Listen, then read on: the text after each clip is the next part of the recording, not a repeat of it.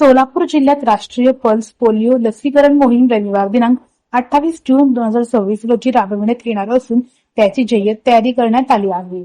त्यासाठी आरोग्य यंत्रणा सज्ज झाली आहे.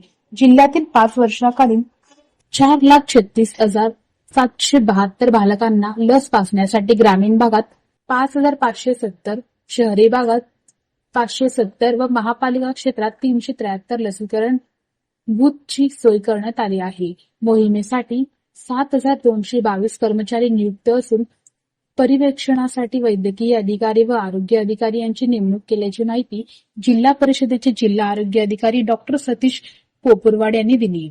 जिल्हाधिकारी कार्यालयाच्या सभागृहात राष्ट्रीय पल्स पोलिओ लसीकरण मोहीम जिल्हा समन्वय समितीची बैठक अप्पर जिल्हाधिकारी गणेश निराळी यांच्या अध्यक्षतेखाली पार पडली. या बैठकीत जिल्हा शल्य चिकित्सक डॉ. वर्षा डोईफोडे, जिल्हा आरोग्य अधिकारी डॉ. सतीश पोपुरवाड, अतिरिक्त जिल्हा आरोग्य अधिकारी डॉ. नंदकिशोर घाडगे, पालिका आरोग्य अधिकारी डॉ. राखी माने, जिल्हा माता व बालसंगोपन अधिकारी डॉ. मंजिरी कुलकर्णी, उपशिक्षणाधिकारी प्रकाश नांगरे, जिल्हा विस्तार व माध्यम अधिकारी धनंजय वाळा, हेमंत पवार, सपना सोनवणे, साधना शिरसट, डॉ. ओमकार एमोल, डॉ. तिरुपती चोरमले तसेच आरोग्य विभागाचे अधिकारी व कर्मचारी उपस्थित होते.